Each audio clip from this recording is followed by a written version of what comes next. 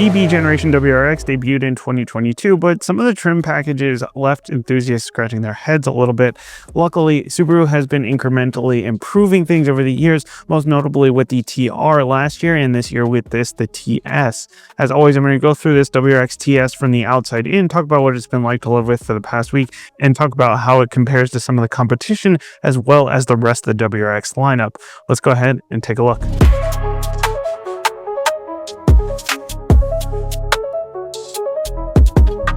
So last year we had the TR, that's tuner ready, which is a 1 year only WRX, which got you the bigger 19-inch wheels, the bigger Brembo brakes, that's 007 summer tires. You got the Recaros on the inside.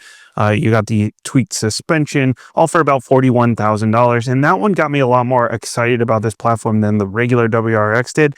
And now we've got the TS, which builds upon that TR. So that one was tuner ready. This one is tuned by STI. So it's been tuned. I guess we're done here. But the TS is going to set you back just over $45,000. So a big jump in price there.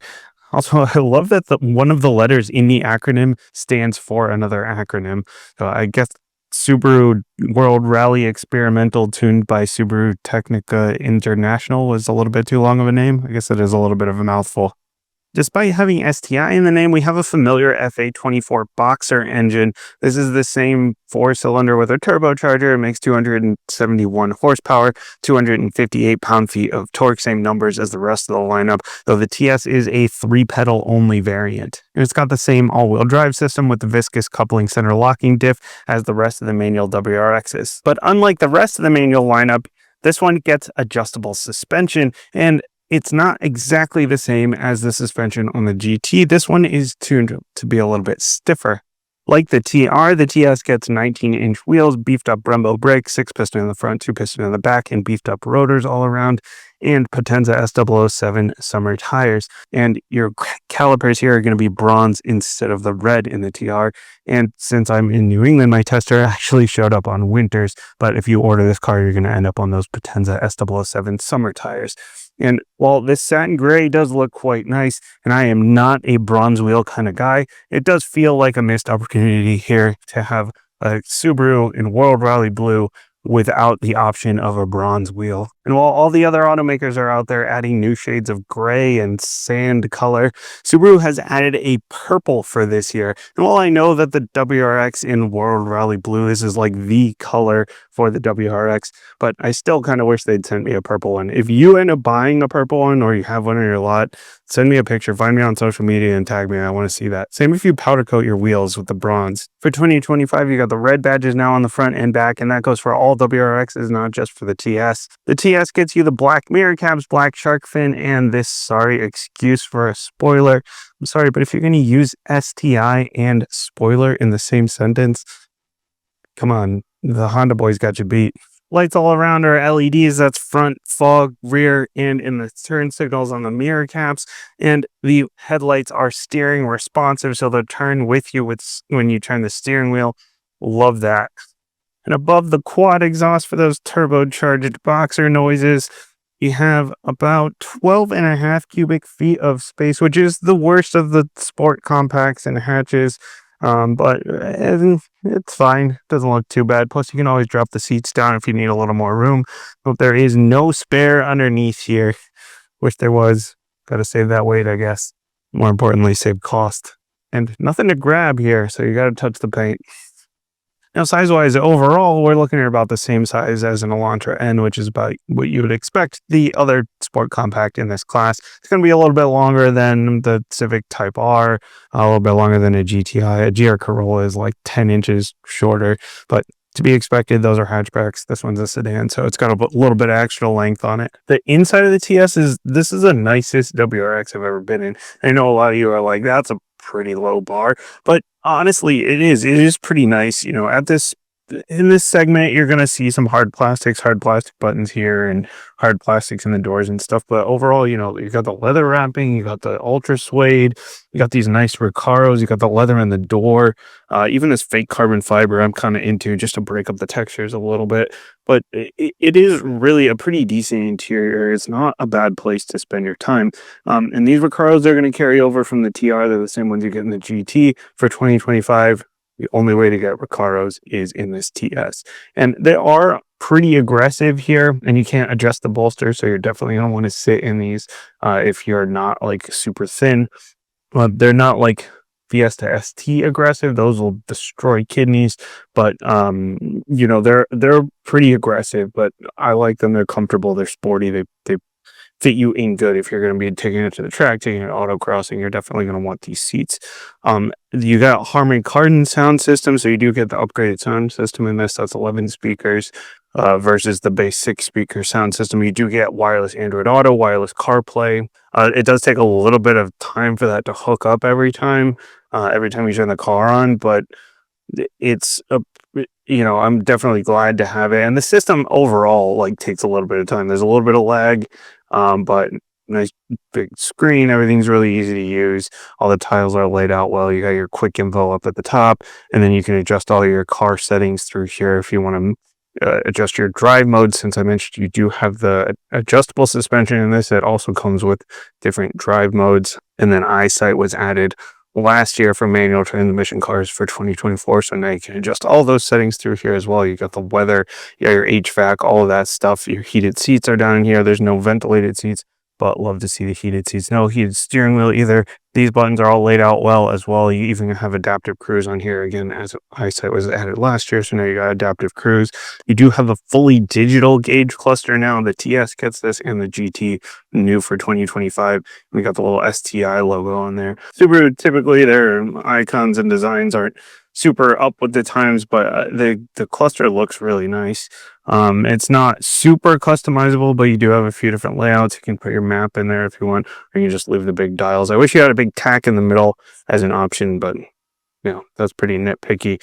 You can cycle through a bunch of information on the side. This middle button now seems to no longer do anything when you get the digital cluster, so that's a little confusing.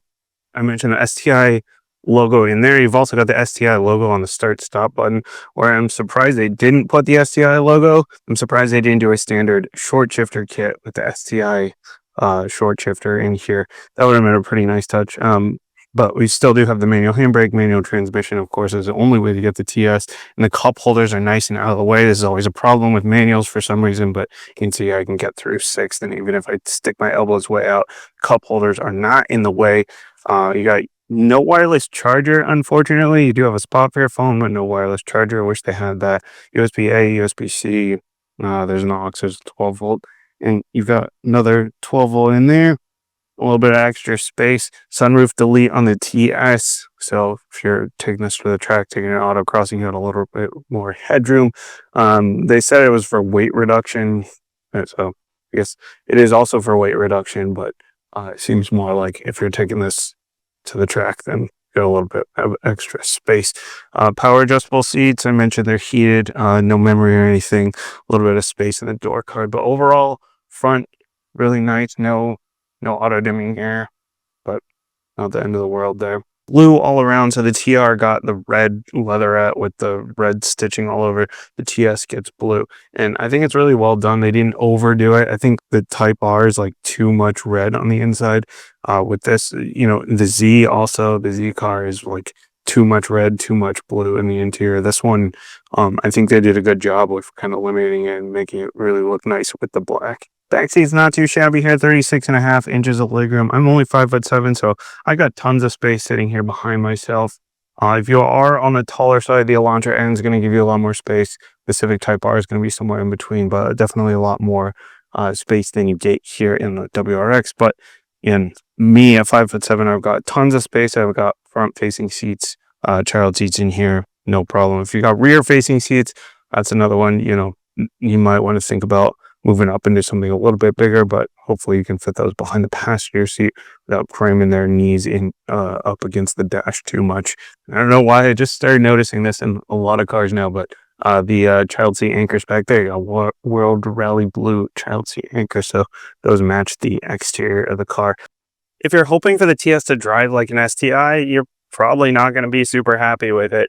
It doesn't have hydraulic steering. It doesn't make the same kind of power, at least not out of the box. And it just isn't that same kind of raw experience that you get with an STI. But if you're hoping for a better WRX, then you're in for a good time. It's got the same motor as the rest of the lineup, so power comes easily. Your peak torque comes around 2000 RPM, and above that, it holds strong all the way up through the tack.